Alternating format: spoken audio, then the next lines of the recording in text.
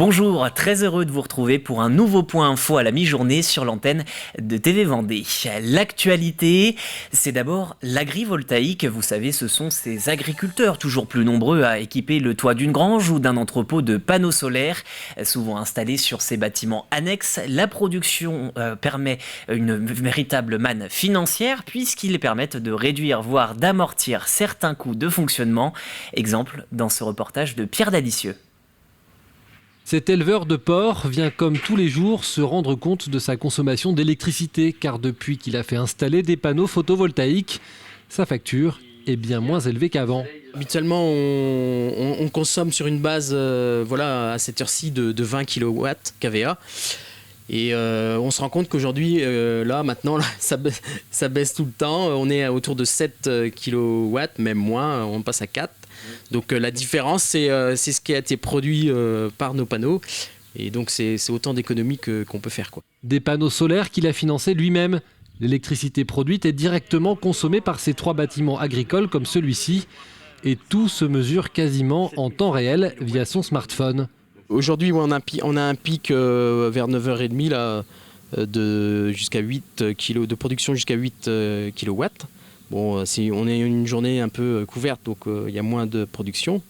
Bon, comparé à hier où on avait des pics autour de 14 kW, une journée très ensoleillée, donc il y a eu une belle production de 644 kW. Ici, la facture annuelle d'électricité est de 30 000 €. Avec cette installation, l'exploitant n'en paye que les 2 tiers. Une démarche qui devient de plus en plus courante et qui va s'accélérer dans les prochaines années. À l'heure actuelle, sur la Vendée, on a, on va dire, 1 millier d'exploitations équipées de photovoltaïque. Et pour répondre aux enjeux demain de l'État, les enjeux de production d'énergie, il faudrait que l'on multiplie ce nombre d'exploitations par 4 d'ici 2030, dans 8 ans, pour atteindre cet objectif. Les autorités veillent tout de même à ce que cette pratique ne vienne pas grignoter les terres agricoles. Certains exploitants se font même financer des bâtiments pour y implanter des panneaux solaires et revendre l'électricité. Des bâtiments souvent de taille démesurée. Dans certains cas, on peut se retrouver avec des bâtiments alibi, dans le sens où les bâtiments sont construits, souvent des bâtiments de grande taille, donc des puissances photovoltaïques, mais sans véritable usage, ou 1, 2, 3 tracteurs dessous, et c'est tout, quoi. Et il faut éviter ça. Une autre pratique plus vertueuse est en train de voir le jour, celle de l'autoconsommation collective, où les agriculteurs revendent directement l'électricité à leurs voisins. Sur TV Vendée, nous donnons la parole à tous les candidats aux élections législatives volontaires. Le premier tour, pour rappel, c'est dimanche. Vous devrez choisir parmi 53 personnes, dont Joël Baril. Il est candidat suppléant LMR, le mouvement pour la ruralité, dans la 2e circonscription. Également Arthur Lemoine, toujours candidat suppléant dans cette circonscription pour le Parti Pirate. Enfin, Pierre Henriet, il s'agit du député sortant de la 5e circonscription. Nous sommes très opposés à l'éolien terrestre, à l'éolien en général. Pour nous, c'est un scandale financier et c'est un scandale écologique, etc. Ça, je ne vais pas revenir sur ce sujet-là, mais nous y sommes très opposés. Par contre, nous sommes très favorables à des énergies de substitution, comme le photovoltaïque, comme les méthanisations, comme la géothermie. Nous sommes très favorables. Et évidemment, le nucléaire. Nous sommes aussi favorables au nucléaire. Je souhaite poursuivre mon engagement à la fois sur le travail législatif et sur le terrain. Il y a une réelle dynamique qui s'est créée dans le sud Vendée et je souhaite m'engager pour poursuivre cette dynamique aux côtés de l'ensemble des acteurs du territoire. Il y a des enjeux au sein de la majorité liés notamment à la ruralité sur lesquels je souhaite continuer à m'investir. Ça concerne la santé, l'éducation, la mobilité, l'économie et l'agriculture qui sont des secteurs phares pour le sud Vendée. Donc nous souhaitons monter à l'Assemblée nationale pour créer des vocations, montrer qu'en termes de représentativité, il est légitime pour tout un chacun de se présenter, d'arriver à l'Assemblée nationale et de porter justement la voix de ses concitoyens. Ensuite, nous voulons montrer que dans une terre qui est à la fois agricole et de patrimoine comme la Vendée, nous devons mettre en place des mesures qui soient raisonnables, applicables. Donc on souhaite par exemple mettre en avant l'agriculture de conservation des sols. Et ensuite, on a un gros thème sur tout ce qui est logement, particulièrement important dans notre circonscription, où c'est une zone très touristique. En santé, direction Saint-Martin-des-Noyers, dans les couloirs de l'EHPAD Sainte-Agathe. Là-bas, l'établissement vient de se doter d'une toute nouvelle unité d'accueil non médicalisée destinée aux adultes handicapés vieillissants. La condition, être autonome. Pour le reste, les résidents partagent leur activité avec les autres membres de l'EHPAD.